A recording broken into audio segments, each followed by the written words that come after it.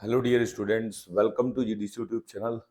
और आज हम डिस्कस करेंगे एक और बहुत इम्पोर्टेंट टॉपिक जो आपके एग्जाम में जिसके क्वेश्चन देखने को मिल सकते हैं। बहुत छोटा सा टॉपिक है लेकिन बहुत इम्पोर्टेंट टॉपिक से कई बार इससे सिंपल क्वेश्चंस हमको मिलते हैं और कई बार हम उनको रिवाइज नहीं करते तो उनको हम गलत कर देते हैं। सबसे बेसिक जो टॉपिक है जैसे रेडियो फार्मास्यूटिकल्स हमें दिख रहा है। फार्मास्यूटिकल्स तो हम जानते हैं, फार्मेसी में हम पढ़ते ही हैं, लेकिन अगर कुछ रेडियो एक्टिव जो हमारे एलिमेंट्स हैं उनको हम यूज करते हैं for the diagnosis and treatments, तो उन्हीं को क्या बोलते हैं अपन? रेडियो फार्मास्यूटिकल्स बोलते हैं। रेडियो फार्मास्यूटिकल्स मतलब हमारे फार्मास्यूटिकल्स ही हैं, बट वो क्या है? रेडियो एक्टिव्स हैं। वो रेडियो एक्टिव एलिमेंट्स हैं, वहां से रेडिएशंस जनरेट करते हैं वो, तो उसी को एज हम यूज कर लेते हैं for the treatment of diseases, तो उसको बोलते हैं हम लोग रेडियो फार्मास्यूटिकल्स। ठीक है, इसमें देखिए जैसे आइसोटोप है, सिंपल सा टर्म से बेटा बच्चा बच्चा जानता है। आइसोटोप का मतलब होता है ऐसा एलिमेंट जिसके भाई आपके एटॉमिक नंबर जो रहते हैं वो सेम रहते हैं और उसका एटॉमिक वेट क्या होता है? डिफरेंट होता है। उसको क्या बोलते हैं अपन? आइसोटोप बोलते हैं। लेकिन मान लो मॉडिफाइड कर दिया गया। अगर आपसे किसी ने पूछा एटॉमिक नंबर की जगह मान लो उसने लिख दिया नंबर ऑफ प्रोटॉन सेम होता है, तो भी बात बराबर है। नंबर ऑफ प्रोटॉन मतलब एटॉमिक नंबर ही होता है, तो नंबर ऑफ प्रोटॉन इसमें सेम रहता है और नंबर ऑफ न्यूट्रॉन डिफरेंट हो जाता है, तो ये भी तो आइसोटोप की डेफिनेशन हो सकती है ना। अगर एग्जाम में मॉडिफाइड कर दिया जाएगा कि नंबर ऑफ प्रोटॉन सेम है, नंबर ऑफ न्यूट्रॉन डिफरेंट है, ठीक है, तो वो भी हमारा क्या बनेगा? उसे भी क्या बोलोगे आप? आइसोटोप ही बोलेंगे। अब आता है नेक्स्ट पॉइंट में, आइसोबार, एटम जिनका एलिमेंट जो आपके सेम एटॉमिक नंबर रखते हैं, सेम एटॉमिक वेट रखते हैं। एटॉमिक नंबर सेम किस में होता है? आइसोटोप में होता है। एटॉमिक वेट जो सेम होगा वो आइसोबार में होता है, ये याद रखना। आइसोबार में क्या होता है भाई? सेम आपका एटॉमिक वेट होता है, डिफरेंट एटॉमिक नंबर होता है, जैसे ये दिख रहा है आपको। ये तो आसानी से समझ जाओ यार, इनमें तो अल्फाबेट ही बदल गया। देखो खुद एटम बदल गया बेटा, उसकी पीरियोडिक टेबल में पोजीशन बदल गई। क्यों? अब ये आर्गन है, यहाँ पे पोटेशियम कैल्शियम है, अलग अलग है ये, ठीक है, तो इनका अल्टीमेटली देखा जाए तो ये जो है डिफरेंट, यहाँ पे क्या है इनका एटॉमिक नंबर है। तो मतलब ऐसा भी तो बोल सकता है आइसोबार की जो पोजीशन होती है वो पीरियोडिक टेबल में अलग अलग होती है, लेकिन आइसोटोप की पोजीशन, यही तो सबसे बड़ी जो मेंडलीव की पीरियोडिक टेबल आई थी ना, उसमें मेंडलीव भाई को सबसे बड़ी समस्या जो थी वो यही थी। उन्होंने क्या था? एटॉमिक वेट के आधार पर बनाया था, ठीक है, तो जो आइसोटोप था उनकी पोजीशन को लेके बहुत ज्यादा प्रॉब्लम हुई, ठीक है, तो इसलिए फिर मॉडर्न पीरियोडिक टेबल आया, ठीक है। तो अल्टीमेटली आइसोटोप को अगर देखें तो एटॉमिक नंबर सेम है, मतलब इसकी पीरियोडिक टेबल में पोजीशन एक रहेगी, इनकी पोजीशन अलग अलग हो जाती है आइसोबार की, ठीक है। इसके बाद आता है आइसोटॉन्स। क्या होते हैं? जो आपके same number of the neutrons हैं but different number of the nucleus, उन्हें बोलते हैं आइसोटॉन बोलते हैं। तो ये कुछ टर्म्स हैं, इनको अच्छे से याद रखेंगे, सिंपल केमिस्ट्री के टर्म्स हैं। आइसोटॉन मतलब आपका क्या रहता है? सेम नंबर ऑफ न्यूट्रॉन्स रहते हैं, ठीक है, ये ध्यान रखना अच्छे से। अब आता है यूनिट। यूनिट पे बहुत क्वेश्चंस आते रहते हैं, यूनिट पे बहुत ज्यादा क्वेश्चंस अपन को मिलते हैं कि जो रेडियो एक्टिविटी की यूनिट्स है उसके बारे में बहुत सारे क्वेश्चंस मिल जाते हैं। तो रेडियो एक्टिविटी की जो यूनिट्स हैं अगर उनको अपन को समझना है तो सिंपल मैनर में सबसे पहले देखें कि अगर आपसे पूछा जाता है क्यूरी, क्यूरी जो होता है unit of radio activity curie होता है quantity of the radio active substance undergoing 3.7 into 10 to the power 10 disintegration per second, ठीक है। तो ये क्यूरी जो है हमारी यूनिट होती है रेडियो एक्टिविटी की। इसके बाद Rutherford amount of radio active substance, ठीक है, ये अमाउंट होता है, ध्यान रखना रदरफोर्ड क्या होता है? अपना अमाउंट होता है, ठीक है। इसके बाद यहाँ पे Roentgen, Roentgen unit of exposure होता है, ठीक है। रोंटजन को वैसे भी सभी बच्चे जानते हैं कि रोंटजन एक्सरे की खोज रोंटजन ने की, ठीक है, उसी से रिलेटेड है, तो यूनिट ऑफ एक्सपोजर होता है रोंटजन, ठीक है। रेड क्या होता है आपका? Red unit of the absorb dose, radiation absorb dose, ठीक है। ये रैम क्या होता है? यूनिट ऑफ द यहाँ पर जो है आपका डोज इक्विवेलेंट, ठीक है, तो ये कुछ पूछे जाते हैं। और बैकुरल, बैकुरल क्या होती है भाई? हमारी वन डिसइंटीग्रेशन पर सेकेंड होता है, ठीक है, तो ये अच्छे से याद रखना। इलेक्ट्रॉन वोल्ट अपन सभी जानते हैं एनर्जी की यूनिट होती है, ठीक है। तो यूनिट से क्वेश्चन आ सकता है भाई, आपसे कोई पूछेगा फादर ऑफ रेडियो एक्टिविटी कौन है, तो फादर ऑफ रेडियो एक्टिविटी कौन होता है? जल्दी से बताएं कमेंट में, फादर ऑफ रेडियो एक्टिविटी कौन है भाई? फादर ऑफ रेडियो एक्टिविटी भी होता है, मदर ऑफ रेडियो एक्टिविटी भी होता है। फादर ऑफ रेडियो एक्टिविटी जो है वो बैकुरल है और मदर ऑफ रेडियो एक्टिविटी कौन है? अपने मैडम क्यूरी हैं। ठीक है, तो अच्छे से इन दोनों को याद रखेंगे। एसआई यूनिट रेडियो एक्टिविटी की बैकरल होती है, ये भी आपको याद रखना है। ठीक है, ये पॉइंट अच्छे से याद रखेंगे। डोज वगैरह पे क्वेश्चंस आते रहते हैं, जैसे आपसे पूछ लिया क्यूरी, तो ये आपकी क्या होती है, यूनिट ऑफ रेडियो एक्टिविटी होती है। इसमें 1 quantity of radio active substance undergo the 3.7 into 10⁻10 disintegration per second. Becquerel क्या होता है, 1 डिसइंटीग्रेशन पर सेकेंड होता है। ठीक है, ये ऐसा यूनिट होता है। बैकरल जो है वो फादर है और क्यूरी क्या है, मदर है रेडियो एक्टिविटी का। इसको अच्छे से याद रखेंगे। रेड क्या होता है, रेड आपका रेडिएशन एब्जॉर्ब डोज होता है, यहाँ पे रेडिएशन इक्विवेलेंट आपका डोज होता है, रैम। ठीक है, तो ये चीजें आपसे एग्जाम में पूछी हुई हैं, तो इनको अच्छे से एक बार रिवाइज कर लेंगे। ठीक है, ये आपको कई बार एग्जाम में आते हैं, बहुत इजी है ये। ठीक है, आगे बात करते हैं नेक्स्ट पॉइंट की ओर। ये हमारे रेडियो एक्टिव जो आपके यहाँ पर रहते हैं बेसिकली पार्टिकल्स होते हैं।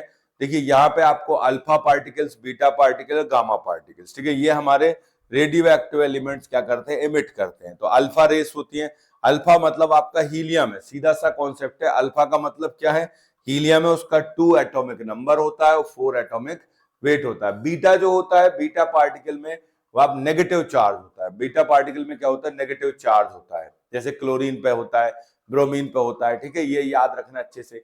गामा रेस में न्यूट्रल होता है, इस पे कोई चार्ज नहीं होता। गामा रेस हमारा न्यूट्रल होता है, इस पे कोई भी चार्ज नहीं होता। अल्फा पे क्या है भाई, अल्फा देखो तो अपना हीलियम के जैसे है।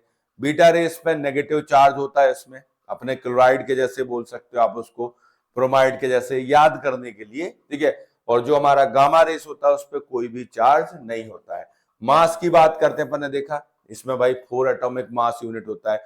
ये आपका इसका जो मास होता है, ठीक है, यहाँ पे याद रखना है 5.5 into 10⁻⁻⁴ एटॉमिक मास यूनिट होता है, बहुत निग्लेजिबल है। ठीक है, ये आपको यहाँ पे भी इसका भी निग्लेजिबल मास होता है, दोनों का निग्लेजिबल मास रहता है। अगर आप बात करते हो नेचर का, हीलियम के जैसे है, ये इलेक्ट्रॉन के जैसे होता है, वो टोटल न्यूट्रल होता है। ठीक है, पेनिट्रेशन पावर इसकी सबसे कम होती है। ठीक है, और सबसे हाईएस्ट पेनिट्रेशन पावर किसकी होती है, गामा रेस की होती है। ये बहुत आता है, गामा रेस की पेनिट्रेशन पावर बहुत हाई होती है, 1000 टाइम्स होती है अल्फा रेस से और 100 टाइम्स होती है बीटा रेस से। और जो आयोनाइजिंग पावर होती है वो अल्फा रेस की हाई होती है। ठीक है, और सबसे आयोनाइजिंग पावर सबसे कम किसकी होती है, गामा रेस की होती है। तो इसको अच्छे से कंपैरिजन को याद रखेंगे कि अल्फा पार्टिकल की जो है आयोनाइजेशन पावर हाईएस्ट होती है, और जो हमारा आपका यहाँ पे गामा रेस है उसका पेनिट्रेशन पावर बहुत हाईएस्ट होता है। इसको अच्छे से याद रखोगे कि अल्फा रेस का और बीटा रेस का ये कंपैरिजन आपसे बहुत पूछा जाता है। ठीक है, आगे चलते हैं नेक्स्ट पॉइंट को। अब देखिए कुछ रेडियो एक्टिव न्यूक्लियर हमारे फार्मास्यूटिकल्स होते हैं, उनके एप्लीकेशंस आते रहते हैं। ये थोड़ा सा याद करने में टफ भी है बच्चों को। ठीक है, तो इसको देखिए एक तरीका है, सिंपल ऑप्शंस देख के ऐसे क्वेश्चंस को सॉल्व करना है हमें। एकदम इनको ऐसे याद करोगे तो बहुत टफ रहेगा, तो इनको अपन को ऑप्शंस देख के सॉल्व करना है। जैसे आपका यहाँ पर आता है रेडियो न्यूक्लियोटाइड दिया है, अमोनियम ब्रोमाइड का इंजेक्शन है। ठीक है, तो इसको आपको एक्स्ट्रा सोलर वाटर का अगर मेजरमेंट करना होता है तो हम इसको अमोनियम ब्रोमाइड को यूज करते हैं। याद रखना, अमोनियम ब्रोमाइड का यूज किया जाता है। एक्स्ट्रा सोलर अगर वाटर का मैनेजमेंट करना है तो अमोनियम ब्रोमाइड का हम लोग यूज करते हैं। ठीक है, अगर कैल्शियम क्लोराइड की बात करते हैं, ठीक है, तो ये कैल्शियम से रिलेटेड का अगर कोई मेटाबॉलिक डिसऑर्डर है, बोन है, तो उसको देखना है बेटा। तो इसको याद करने की जरूरत नहीं, क्योंकि बच्चा बच्चा जानता है साहब कैल्शियम हमारे बोन में रहता है, टीथ में रहता है। तो अगर बोन से रिलेटेड कोई डिसऑर्डर है तो उसके लिए कैल्शियम यूज होगा। और अगर मान लो क्या होगा, अगर मान लो वो वहां पे क्या होगा, कभी आपके बोन से रिलेटेड या कैल्शियम की मेटाबॉलिज्म से रिलेटेड रहेगा तो हम कैल्शियम वाले को यूज करेंगे। ठीक है, इसके बाद आता है बेटा, यहाँ पे लिखा हुआ है क्लोरो, आपका यहाँ पे ये मरकरी है, Hg है। ठीक है, तो ये आपको स्कैन, किडनी, ब्रेन के स्कैन वगैरह में यूज हो जाता है। ठीक है, इसके बाद यहाँ पे आपका एल्बुमिन इंजेक्शन है, क्रोमियम इसमें प्रेजेंट रहता है, प्लाज्मा वॉल्यूम डिटर्मिनेशन में यूज कर लेते हैं। ये आपका यहाँ पे क्रोमिक एसिड है, तो ये भी GIT वगैरह में यूज हो जाता है। गोल्ड, गोल्ड इंजेक्शन भैया, गोल्ड है, गोल्ड इंजेक्शन भी हमारे liver study of the RES। ठीक है, आपके ये इसको यूज कर सकते हैं ट्यूमर्स के लिए। इसके अलावा साइनाकोबालामीन कैप्सूल है जो हमारा, ठीक है, इसमें कोबाल्ट रहता है, ये आपको याद कर लेना। देखिए कोबाल्ट है वैसे भी पर्नीशियस एनीमिया, तो उसको देख सकते हैं अपन। ठीक है, इसके बाद आता है फेरिक, आयरन वाला है। ठीक है, आयरन वाला है, तो आरबीसी फॉर्मेशन, आयरन मेटाबॉलिज्म, इसको कोई दिक्कत ही नहीं, आप डायरेक्ट याद कर सकते हो। आयोडीन वाला है तो आयोडीन अगर 125 की बात करते हो तो प्लाज्मा वॉल्यूम, टोटल वॉल्यूम, ठीक है, सर्कुलेशन टाइम, ये सब यूज कर सकते हैं। इसके अलावा कार्डिक फंक्शन को भी देख सकते हैं। पोटेशियम क्लोराइड भाई, ये पोटेशियम का जो लेवल है वो ब्रेन में देखेगा। और इसके अलावा यहाँ पर जो आपको दिया हुआ है rubidium, rubidium myocardial blood flow का डिटर्मिनेशन करता है। तो ये कुछ हमारे टेबल्स में, और इन टेबल्स को एज इट याद करोगे तो परेशान रहोगे आप लोग, तो सिंपल तरीके से इसको याद कर सकते हो, यहाँ कोई दिक्कत ऐसी है नहीं। अब जैसे अमोनियम का है तो एक्स्ट्रा सेलुलर आपने याद कर लिया। कैल्शियम मतलब बोन वाला काम है, कैल्शियम का है। इसके बाद यहाँ पे जो आपका मरकरी है भाई, स्कैनिंग में यूज होता है। जो हमारा यहाँ पर जो है आपको यहाँ पे क्रोमियम वाला, तो ये प्लाज्मा वॉल्यूम में हो गया। ये आपका यहाँ पर भी क्रोमियम है, तो ये भी आपके जीआईटी एब्जॉर्प्शन के लिए। गोल्ड वगैरह जो है ये भी स्कैनिंग वगैरह में यूज हो रहा है। साइनाकोलामिल एनीमिया में है। फेरिक वाला आरबी से रिलेटेड है। आयोडीन वाला है, कैंसर में भी यूज होता है बेटा आपके, डिफरेंट, ठीक है।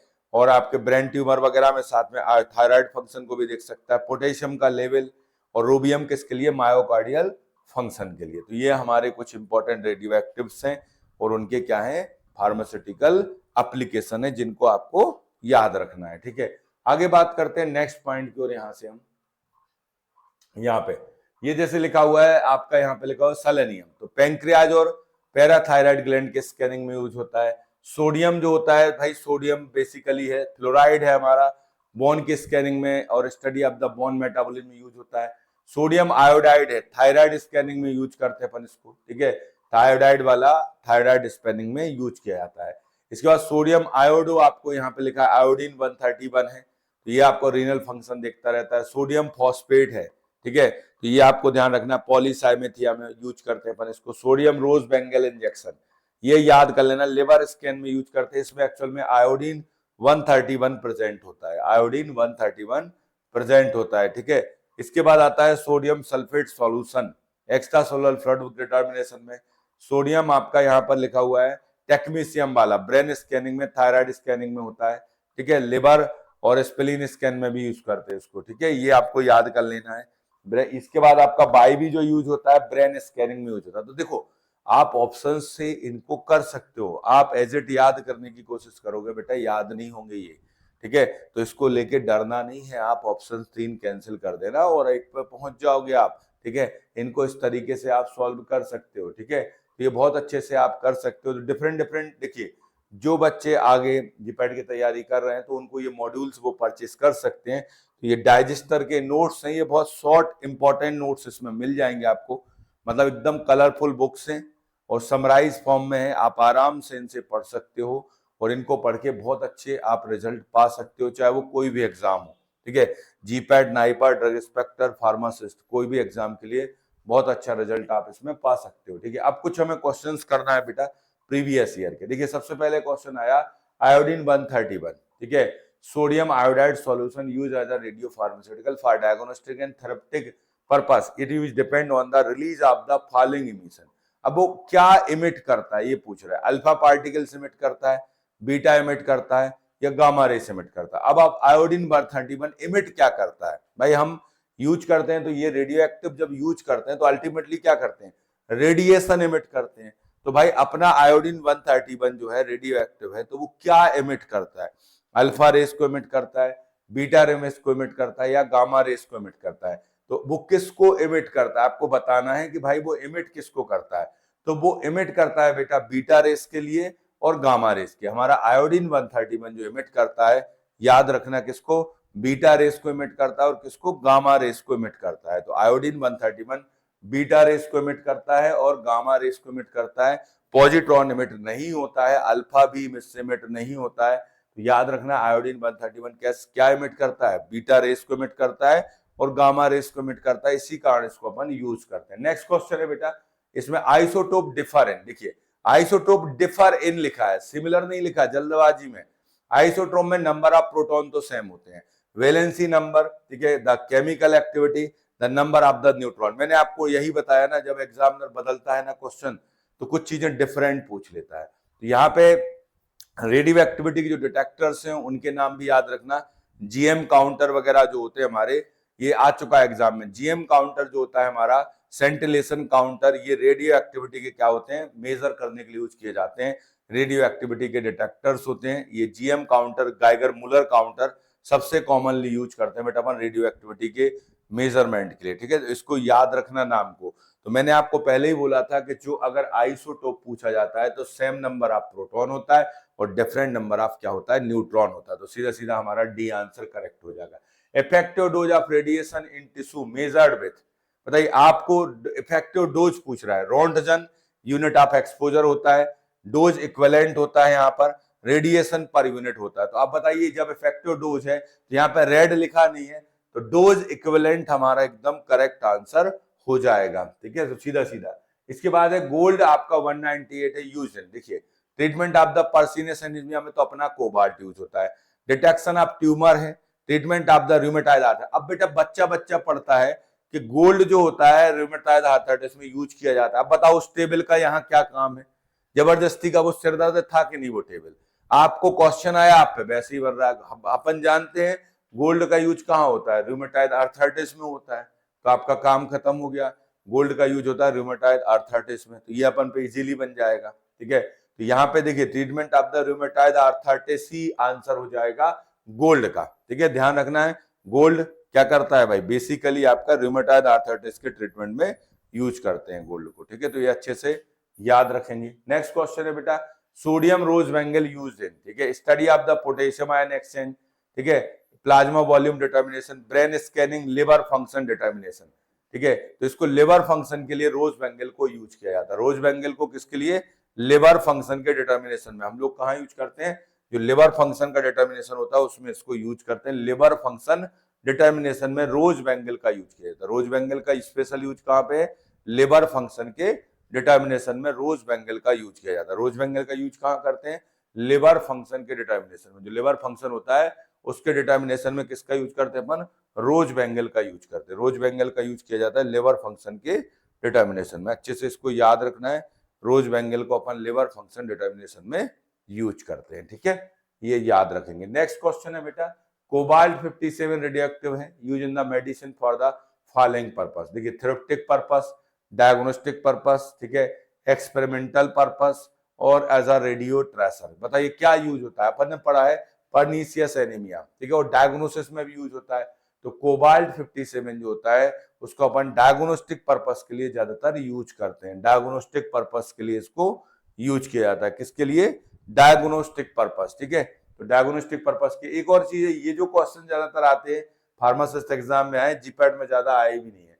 फॉलोइंग एमिटेड और radio active substance except one, सभी रेडियो एक्टिव बेटा बच्चा बच्चा जानता है। आईआर रेडिएशन हमारा इलेक्ट्रोमैग्नेटिक रेडिएशन है, अल्फा पार्टिकल्स बीटा पार्टिकल्स अपने रेडियो एक्टिव है। तो सीधा सीधा आंसर क्या होगा, आईआर रेस। आईआर हमारा एकदम करेक्ट आंसर हो जाएगा।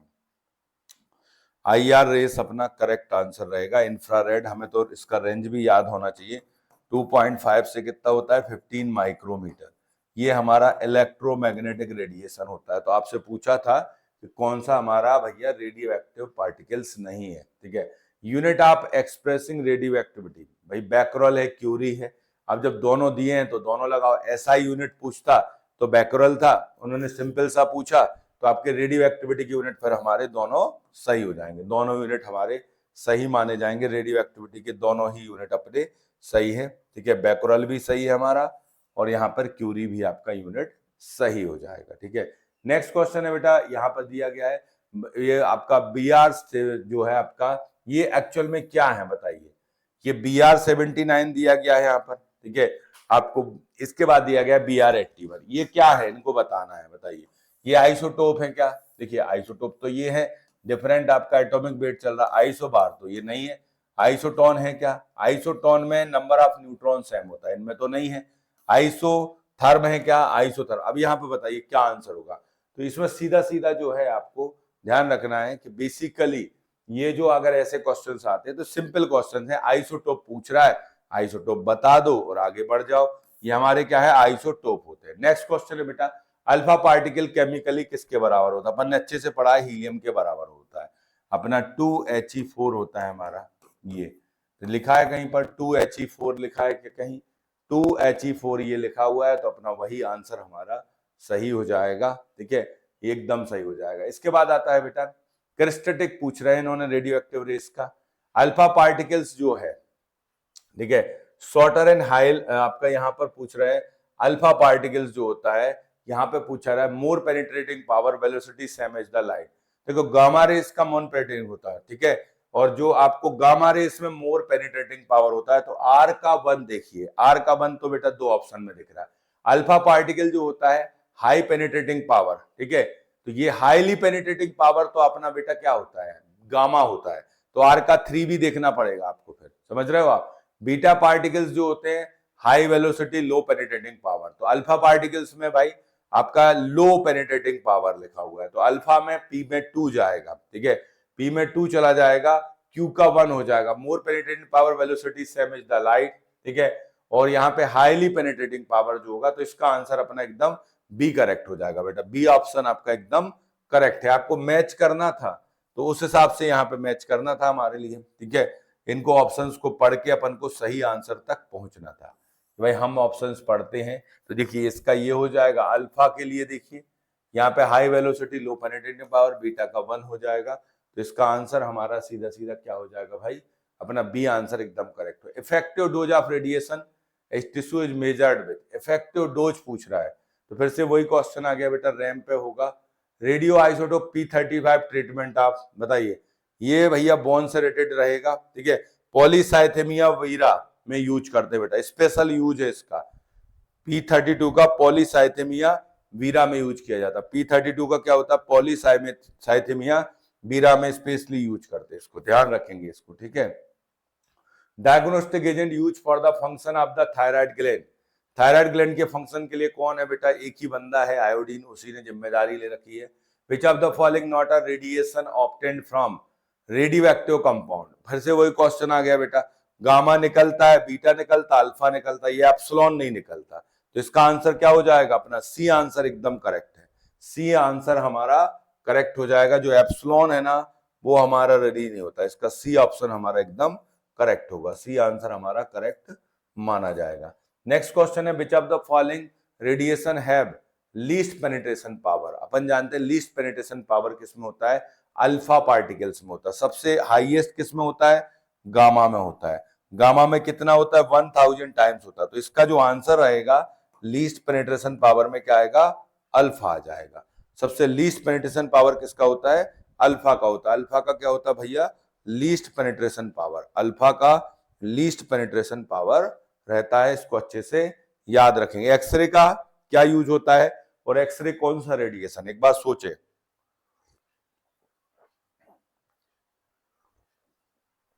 देखिए एक्सरे हमारा इलेक्ट्रोमैग्नेटिक रेडिएशन है, इनर सेल इलेक्ट्रॉनिक जो चेंजेस होते हैं उससे ये प्रोड्यूस होता है। एक्सरे को हम एक्सरे क्रिस्टलोग्राफी में देखते हैं डिफ्रैक्शन प्रिंसिपल पे, हॉस्पिटल वाला जो एक्सरे होता है वो एब्जॉर्प्शन पे चलता है। एक्सरे जो होता है 0.72 जो 7 एंगस्ट्रॉम होता है, इसको मेनली यूज करते हैं, इसका रेंज तो बहुत होता है बेटा, यहाँ से 0.1 से ले जाके आपका इसका 100 एंगस्ट्रॉम तक इसका रेंज होता है, या अपन बोल सकते हैं 1 to 10 नैनोमीटर इसका रेंज होता है, ठीक है। बीटा पार्टिकल्स का भी पेनिट्रेशन पावर होता है, बट ये बीच में रहता है। सबसे लीस्ट पेनिट्रेशन पावर किसमें होता है, अल्फा में, अल्फा पार्टिकल्स में, लेकिन आयोनाइजेशन पावर क्या होता है, हाईएस्ट होता है। अल्फा में आयोनाइजेशन पावर क्या होता है, हाईएस्ट होता है, तो अच्छे से इसको याद रखेंगे, अल्फा में आयोनाइजेशन पावर क्या होता है, हाईएस्ट होता है। Unit of the radio activity फिर से आ गया बेटा, यहाँ पर देखिए ये रेडिएशन डोज इक्विवेलेंट है, ये रेडिएशन एब्जॉर्ब डोज है, रोंटगन एक्सपोजर का यूनिट है, नॉर्मल देखा जाएगा तो क्यूरी, तो इसका आंसर क्या होगा, क्यूरी हो जाएगा। Penetration power of the gamma rays, ठीक है, गामा रेस का पेनिट्रेशन पावर पूछ रहा है वो आपसे, अपन को पता है बहुत अच्छे से कि हमारे गामा रेस का जो पेनिट्रेशन पावर होता है lower than the beta rays, ये तो गलत लिखा हुआ है। 100 more than the beta particles, ये फिर भी सही हो सकता है, देखते हैं। Equal to the alpha particles गलत लिखा हुआ है, 1000 टाइम्स ज्यादा होता है। Lower than the alpha particles, ये भी गलत लिखा हुआ है, तो आंसर क्या जा रहा है इसमें, हमारा बी आंसर एकदम करेक्ट है कि अपने बीटा पार्टिकल से 100 टाइम्स होती है और अल्फा रेस से कितनी होती है, 1000 टाइम्स होती है। तो सीधा सीधा आंसर क्या होगा बेटा, इसका बी आंसर अपना करेक्ट माना जाएगा, बी आंसर हमारा करेक्ट हो जाएगा, ठीक है।